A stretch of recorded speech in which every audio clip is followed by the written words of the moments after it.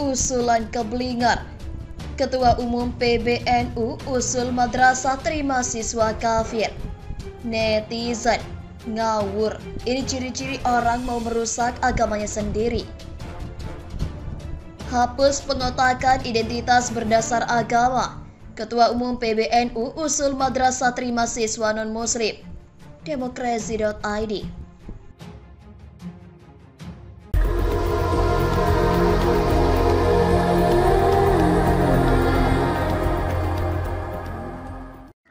Assalamualaikum warahmatullahi wabarakatuh. Ketua Umum PBNU mengusulkan madrasah untuk menerima siswa non-muslim, dan juga Ketua Umum PBNU meminta madrasah untuk menghapus pengotakan identitas berdasarkan agama. Itulah saudara-saudara sekalian, Ketua NU Gus Yahya, dan ketika toleransi agama digulirkan. Wah, lagi ini usulan ada-ada aja. Usulan semua madrasah kayaknya harus ada orang-orang kafir belajar. Waduh, non-muslim katanya, non-muslim kafir. Kafir itu kan kaper, menutup selain daripada Islam, kafir. Tidak mau menolong agama Allah, tidak mau memperjuangkan hukum-hukum Allah Subhanahu wa taala, mendingan pesantrennya tutup aja. Tutup aja. Kenapa? Nggak berkah. Pesantren Islam yang diajarkan Islam tapi tidak memperjuangkan Islam, nggak berkah.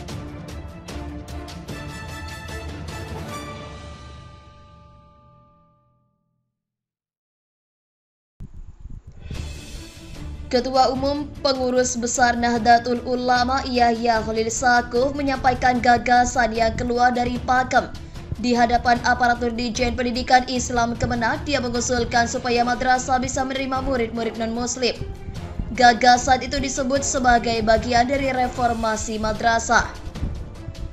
Tokoh yang akrab disapa Gus Yahya itu mengatakan madrasah merupakan lembaga pendidikan keagamaan khas Islam yang sudah lama ada. Madrasah tumbuh dari masa ke masa, termasuk terus bertumbuh di tengah masyarakat Indonesia yang heterogen. Karena itu dia menyampaikan reformasi madrasah harus mengusung semangat integrasi. Saya berpikir bagaimana madrasah-madrasah ini bisa menerima murid dari agama lain.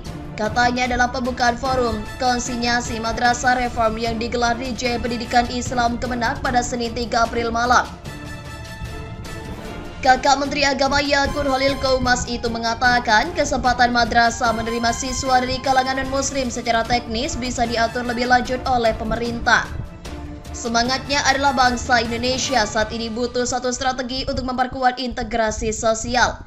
Apalagi menurut dia, masyarakat Indonesia saat ini berada dalam kondisi super heterogeneity. Bagi dia, sistem pendidikan keagamaan termasuk di madrasah saat ini justru terkesan memisah-misahkan peserta didik berdasar identitas agama. Jika sekarang anak-anak kita sejak kecil, sejak dini sudah kita pisah-pisahkan berdasar identitas, kalau tua kok disuruh rukun, itu ya susah, jelasnya. Gus Yahya juga menyoroti dua jenis kesenjangan yang terjadi dalam pendidikan Islam, yaitu kesenjangan paradigmatik dan kesenjangan teknologi. Kesenjangan paradigmatik adalah kesenjangan terkait dengan asumsi-asumsi dasar dari pendidikan itu sendiri. Menurut dia, kesenjangan paradigmatik dalam pendidikan Islam sangat kompleks. Tapi ini kurang lebih bisa kita katakan merupakan akibat dari perubahan baskala peradaban, katanya. Sementara itu, kesenjangan teknologi terkait dengan instrumen yang digunakan mulai model organisasi, kurikulum hingga bahan ajar.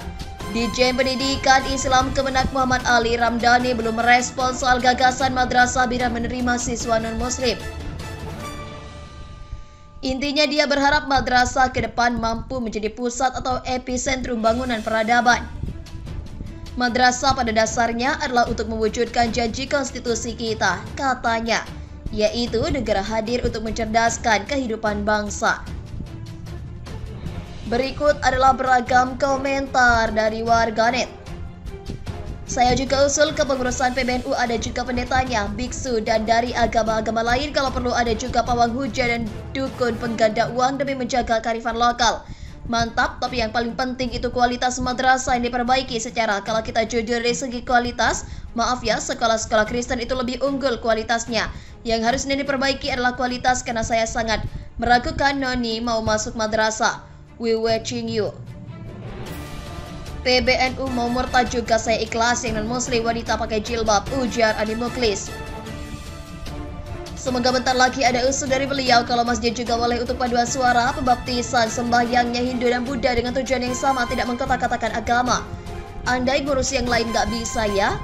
Sesuatu yang sudah berjalan dan gak ada masalah ya sudah, biarkan. Kok ngurus sesuatu yang sudah baik, yang belum baik silahkan diurus ya Allah. Kok bingung saya. Itu bukan toleransi, itu namanya toleransi. Madrasah itu tempat belajar agama. Udah ada sekolah umum, ngapain non-muslim pakai repot-repot loncat pagar ke agama lain buat sekolah? Sekolah non-muslim yang menerima siswa muslim udah banyak dan sejak lama tidak dipermasalahkan. Kenapa sekarang ada ide madrasah harus menerima siswa non-muslim? Dimulai di lingkungan ma'arif, itu artinya keberadaan madrasah banyak sedikitnya sudah dikuasai dan juga diakui kualitasnya dalam mendidik. Ini orang kalau ngomong mikir dulu gak sih? Lah siswa non-muslim di madrasah dia mau belajar apa? Kalau dia belajar Injil di madrasah, pantaskah? Madrasah lazimnya tempat menimba ilmu keagamaan khususnya Islam, ucap Darna. Saya usul bagaimana kalau ketua PBNU juga non-muslim, makin kesini makin aneh. Saudara kita yang bukan muslim yang gak akan bisa dan gak akan mau, dan untuk gak baik, wong sudah memiliki sekolah ideal sendiri bagi anak-anaknya. Boleh saja syaratnya bisa baca Al-Quran dengan lancar, hafal doa-doa sehari-hari, mengerjakan sholat 5 waktu. Gitu aja repot, sekolah kan punya aturan. Madrasah itu memang untuk memperdalam agama, makanya dijadikan sekolah khusus. Kalau mau yang beraneka agama, kan udah ada sekolah umum dan negeri. Pieto iki pikirane. Ruwet ketua umum kami ini. Entar ketua PBNU boleh dari non-muslim ya, entar kepala sekolah Islam boleh dari non-muslim. Karena pengotakan identitas berdasarkan agama dihapus. Keblinger nih orang. Usulan yang keblinger, sekalian aja non-muslim suruh ibadah di masjid. Kalau usul sesuatu itu otak dipakai, timpal baing dangke. Mohon para pihak terkait, pihak yang berwajib dan pihak yang bersangkutan untuk mengklarifikasi kebenaran berita ini. Kami hanya melansir dan memberitakan, Andalah yang memutuskan.